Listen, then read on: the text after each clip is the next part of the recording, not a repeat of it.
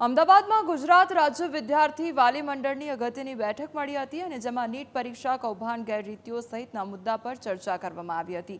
આગામી દિવસોમાં આ પ્રકારના કૌભાંડમાં કઈ રીતે કાર્યવાહી કરી શકાય તેને લઈ ચર્ચા કરવામાં આવી હતી। તેમજ હાલના તબક્કા કાઉન્સેલિંગ પર રોક લગાવવામાં આવે તેવી વાલી મંડળ દ્વારા માંગ પણ કરવામાં આવી હતી।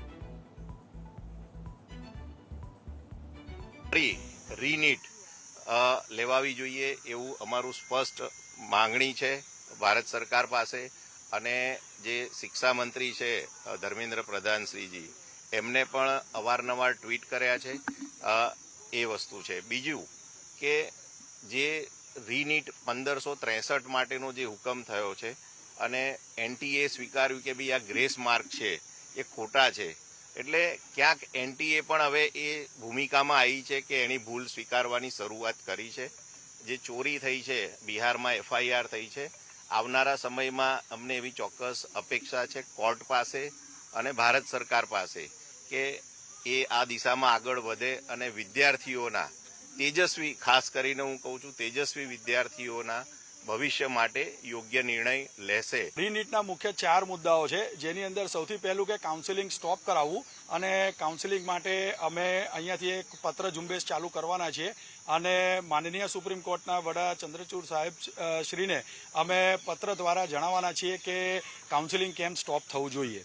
બીજો અગત્યનો મુદ્દો છે કે જે રીતે રેન્કિંગ્સ આવ્યા છે છોકરાઓના, જે રીતે આ માર્ક્સ વધી ગયા છે, તો એ માર્ક્સના કારણે ઘણા બધા છોકરાઓના રેન્કિંગ્સમાં બહુ જ ડિફરન્સ આવ્યો છે અને જેના કારણસર જે ગવર્મેન્ટ કોલેજીસની અંદર એડમિશન્સ મળવાના હોય એ મળ્યા નથી અને એ લોકોને પ્રાઇવેટમાં જવું પડ્યું છે। અમે ઓલ ઇન્ડિયા પેરેન્ટ્સ એસોસિએશન વતી પણ દિલ્હી મિટિંગ કરવાના છીએ અને ત્યાં આગળ દરેકે દરેક એસોસિએશનના અગ્રણીઓને જાણ કરવાના છીએ કે આ મુદ્દાને તેમના રાજ્યમાં તેમના વિદ્યાર્થીઓના હિત માટે ઉપાડી અને એક પત્ર ઝુંબેશ ચલાવે।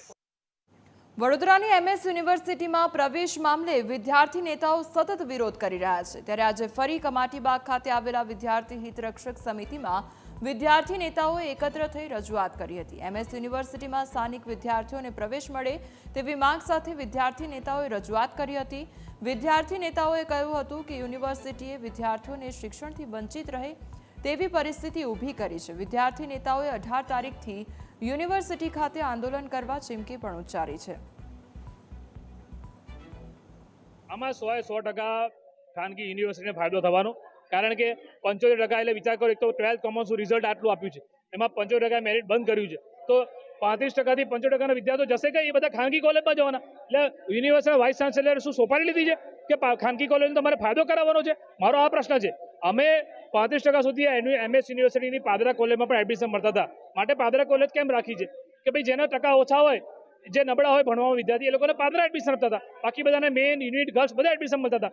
એટલે 75% અમને ફોન આવે છે કે ભાઈ મારી છોકરીના કે છોકરાના 70% છે, 60% છે, 55% છે અને અમને એડમિશન નહીં મળે। એટલે એમએસ યુનિવર્સિટીમાં નહીં મળતા હોય તો ક્યાં જશે? એટલે આ અમને ચિંતા છે શહેરના વિદ્યાર્થીઓની અને માટે અમે આ બાબતે રજૂઆત કરવાના છે।